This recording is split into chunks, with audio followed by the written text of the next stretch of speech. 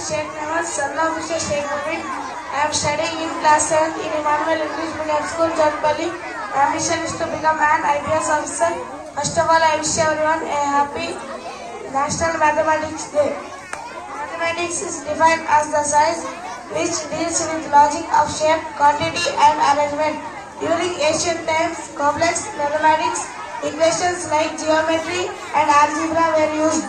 Math is a part of our lives, whether we clean the house, make supper or mow the lawn. Wherever you go, whatever you do, you are using math daily without even realizing it. It just comes naturally. Math is a universal language in that it is a language understood in all countries. Once again, I wish everyone a happy National Mathematics Day. Thank you for